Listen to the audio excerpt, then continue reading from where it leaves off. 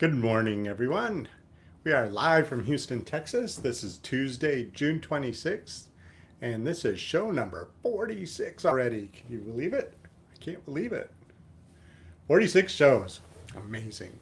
Thank you all for joining. I'm so happy to see you. Several of you were here in the chat room before the show started. Hi, Cheryl. Hi, KB. I'm so happy you all are here. Good morning, sweet Sarah May. It's always good to see you. Hey, Charles. Great to see you, man. I'm glad you're here. Um, if this is your first time to the show, if you want to join in the chat room, some people have had trouble with that because they turn their device sideways to make the screen full screen. And if you do that, that disallows you from chatting. So if you want to join in, which I'd love to hear from all of you, please join in. Turn your phone or your device back the other way. And the chat option should be at the bottom of the screen. So join on in. Good morning, Pam. Good morning, Julie. Good to see you also. Wow, lots of people here. Please, if you like the show and you want to see more, give this one a thumbs up and share it with your friends. And that reminds me, I wanted to remind everyone that I created a new playlist on my YouTube channel for tips and tricks. And the latest video I added to it is tips and tricks on how to deal with a smelly garbage disposal. So if your disposal isn't as fresh, or if your kitchen isn't as fresh as you'd like it to be, it could be your sink. Sinks are, you know, tend to get stinky. So check out that playlist of tips and tricks and watch the video on how to freshen your disposal. Oh, look, Deborah's here. Good morning, Deborah. That's my sister, Deborah. Everyone say hi to Deborah. It's good to see you. I got a good question yesterday about, it was actually quite a compliment, you know. Somebody said, your house doesn't smell like dogs. How do you keep your house so fresh? So I'm going to put together some tips and tricks over the next couple days on how to freshen your house without just adding perfumes to it, because I'm not a fan of just trying to cover smells. There's a source to them. So stay tuned later on this week. We'll have some tips and tricks on how to freshen up all the rest of your house too. Good morning, Sandra. Good to see you. I'm always happy everybody's here. Pam says for dogs and cats, yes, you know, the big source of smells is dogs, cats, pets in general, and children. And to a certain extent, you know, the adults in the house too, you know, they contribute to it. But, you know, kids make everything sticky, and those sticky things tend to smell. Cat box smells are really, really a big problem too. So we'll go over that also. That'll be fun. That'll be a good show. Oh, hey, I don't see her here. Is Stitching Out Loud here? Stitching Out Loud, raise your hand if you're here. Stitching Out Loud turned me on to this concept of Swedish dishcloths, and I'd never heard of them. And so I Googled them last week, and what they are is they're dishcloths or paper towels that are reusable. And I got some. The writing will be backwards. This is what this one looks like. They're super cute. I put this in my Amazon product page if you want to see it without the words backwards. But they're reusable, 100% biodegradable. You know, they're good for all the different places you would use a towel or a sponge. But what I like is you can actually wash them in the machine washer, and it absorbs 15% its own weight, and it can last as long as 15 rolls of paper towels. 15 rolls of paper towels. And what I've seen is they all have these real cute European designs on them. Some of them are quite expensive because they're real big. I got one that seemed reasonable. What's that, like 7 by 7, 8 by 8? It was a more reasonable price. That's the one I have in my Amazon product page. And I'm going to test these out for you this week, and I'll give you a report back on whether or not they do what they say they'll do. So hopefully, every time I peel a paper towel off that, hey, Stitching Out Loud's here. I was just talking about you. You missed it. You'll have to watch the show later to find out what I just said. I'm happy to see you, Stitching Out Loud. Oh, Julie lost her mom. Yeah, you were saying that earlier. I'm so sorry, Julie. We lost our mom almost 20 years ago, and It doesn't get any easier, unfortunately. Um, yes, Stitch, and I was talking about your Swedish cloths. Yes, and I'll get you a review. I have high hopes because they're really, really popular, and they wouldn't be really popular if people didn't like them. So I'm looking forward to this. I love the idea of not um, using so many paper towels, but you know the situations where paper towels are better than cloth ones. So if it can replace that, I'm very excited about that. And also, I was reading about them because of how they're made. You can put them in the microwave for a couple minutes, and that'll disinfect them too. So although they're disposable, you can keep them fresh, during their lifespan. I'm very excited. It's gonna be very exciting. I love new stuff like that. I have some other stuff I ordered off Amazon I'm going to review probably next week, but you're going to have to wait for that. So, anyway, what is it, Tuesday? Tuesdays are the dogs are at daycare. I'm free. Dogs are at daycare. That's just two Labradors that are young. That's a lot of energy. That's a lot of drop it, drop it. Why are you eating that? Get that out of your mouth. So, yes, Pam, you guessed it. It's Shock the Pool Day.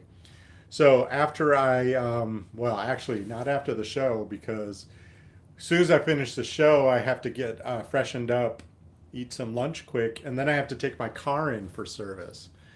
And the thing is,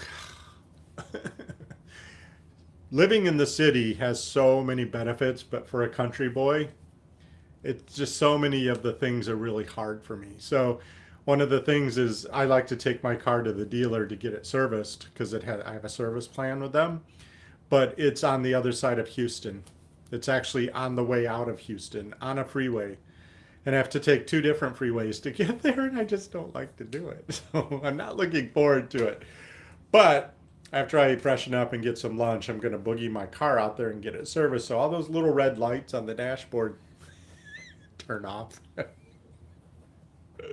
You'd think with as organized as I appear to be, things like that wouldn't happen. But there are a couple red lights on my dashboard. I'd like to get rid of them.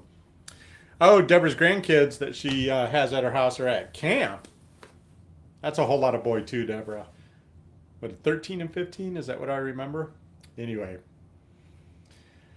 I bet you can use my tips and tricks on freshening your home. That's for sure.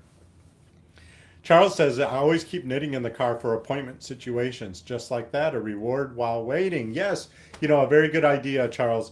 What I was planning on doing was I have an iPad Pro with the pencil, with the iPencil, I guess it's called.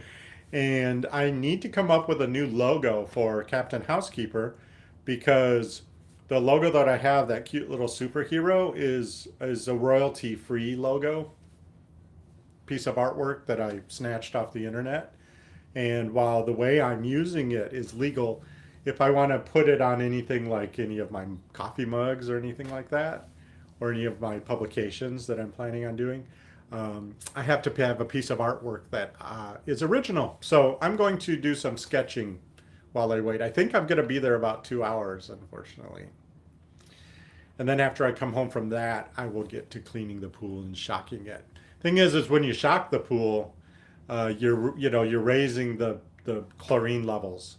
When to make that the most beneficial, you also need to completely brush all the plaster because what you're trying to do is expose any of the bacteria to the high levels of chlorine, and that will kill them. You don't want anything living in your water, right? So when I shock the pool, it's not just throw in some chemicals. It's raise the chemicals, test the water, make sure they're high enough, and then quickly brush the pool.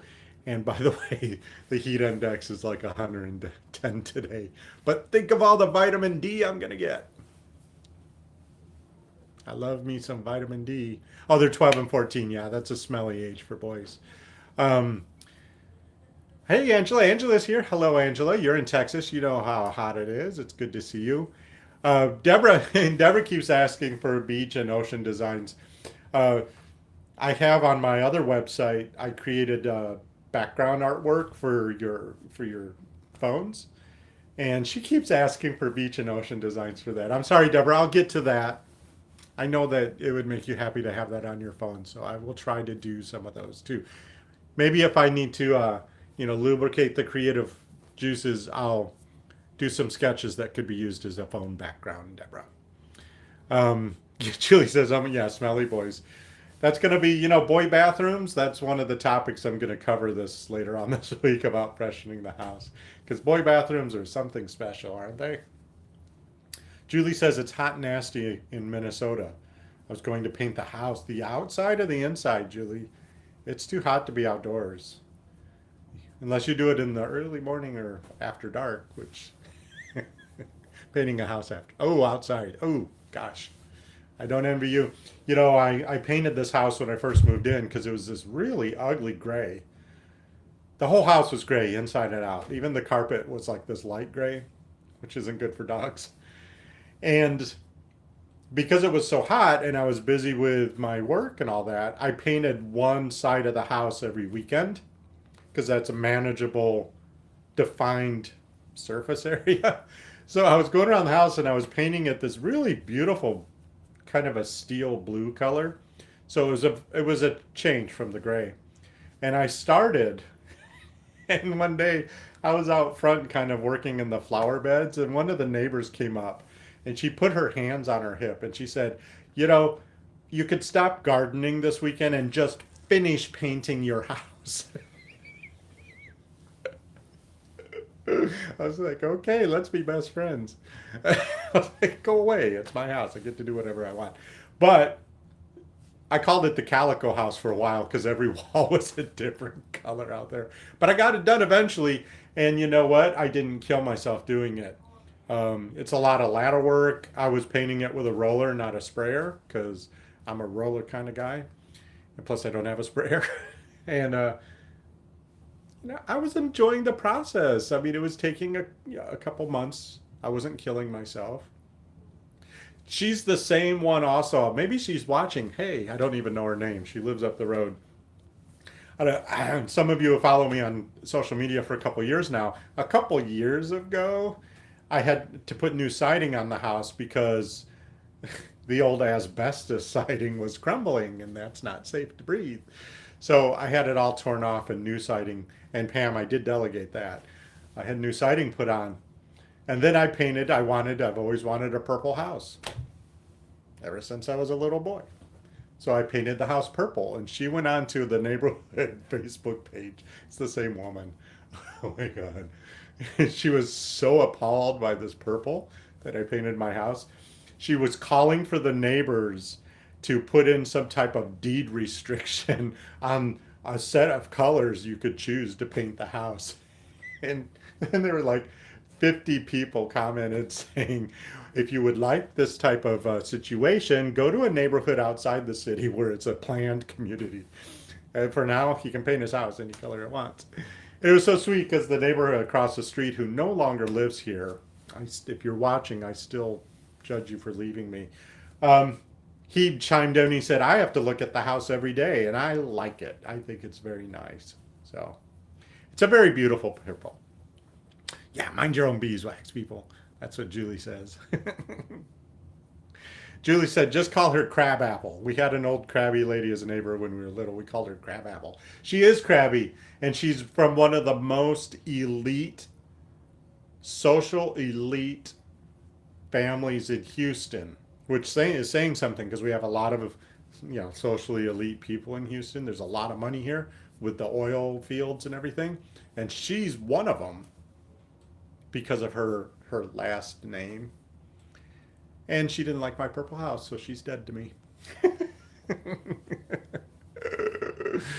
Yeah, it's a beautiful. If you want to see the purple, if you follow me on Instagram, if you scroll back a couple pages on Instagram, I posted a picture of my, I got some Boston ferns and the purple's in the background. So you can see the purple there.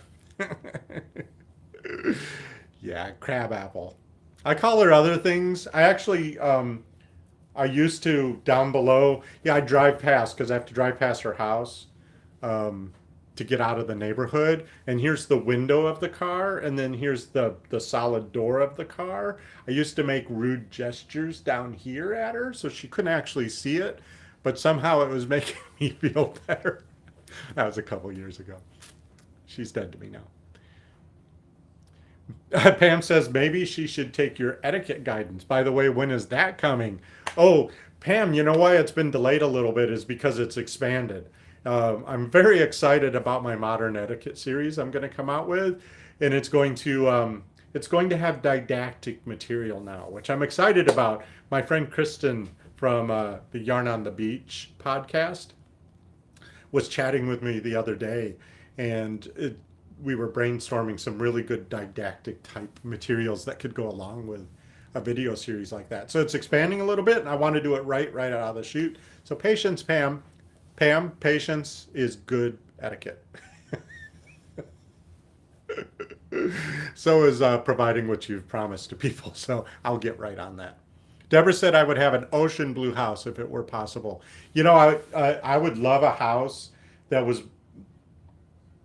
I would love a house like if I had an ocean blue house. I'd love to be able to paint it so it's like darker at the bottom and lighter at the top, and it all blends together. So it would look like ombre. I think that would be beautiful. Julie would love a pink house. Sandra, I had a friend in school had a purple house. It made it easy to find. That was the very first thing my neighbor who liked the house said to me. He goes, "Your house is now a landmark in the neighborhood because everybody says turn left at the purple house or turn right at the purple house." And when I'm getting Uber or Uber Eats, I always say it's the purple house. And people find it, no problem. I had a package delivered by DHL, and he delivered it to the wrong house. And I know that because I got the notification it was delivered, but it went to the wrong house. So I text, there's a number on there to text the driver, which I think is a great customer service thing. And I said, I think you delivered it to the wrong house. He goes, "Oh, I don't think so. I grew up in this neighborhood, so I'm pretty sure it went to the right place." I said, "Was the house purple?" And he was like, "No." I said, "Well, I'm in a purple house." So he scurried back and redelivered it, which DHL, great customer service. I'd give you a thumbs up. Angela grew up in a pink house. I think a pink house would be pretty. I lived in Mexico for quite a few years. I lived in Guadalajara.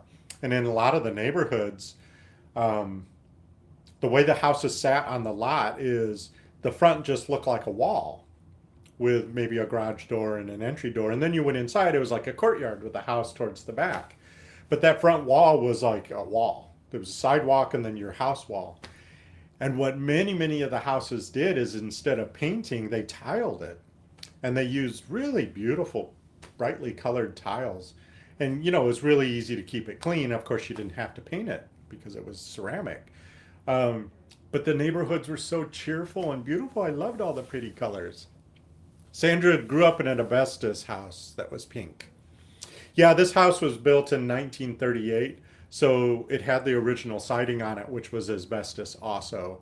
Asbestos isn't dangerous unless you crumble it up and breathe it in, asbestos siding. As long as it's still, I did a lot of research before I had it.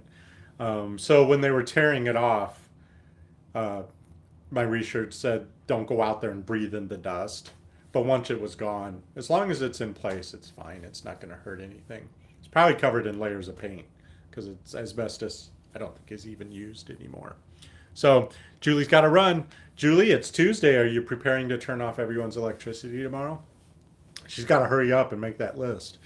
I don't blame you, Julie. That would be my favorite part of the week. Anyway, I got to go too because I have to go get my car serviced, which I'm not looking forward to, and I need to eat something first so that I don't get cranky with the mechanic because that's what happens. When I get hungry, I get cranky, and my sister Deborah knows something about that too because if she gets hungry, people just throw Twinkies at her. It's like, just eat something. That happens to me too, Deborah.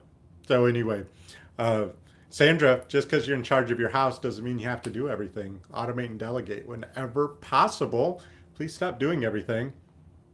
And Charles says, take your crochet in case your iPad battery dies. Charles, I have a very large man's sweater that's due very soon, and I have made very little progress on it, and it's starting to stress me out. So I should probably take that as a backup project too. The iPad probably unconsciously was just a diversion, so I didn't focus on what was due. If you like the video before you leave, please give it a thumbs up. I see some of you have done that, and I appreciate that very much. Subscribe to the Captain Housekeeper YouTube channel. I appreciate that too. Push the, yeah, Sarah May says hangry, hangry. Oh, that's me. I tell you what, I keep myself fed for the benefit of everyone around me. Okay, say it with me, everyone. No matter what life throws at me, I have the ability to make this a fantastic day. Okay, love you guys. We'll see you tomorrow at the same time, 11 a.m. Central in the USA. Bye.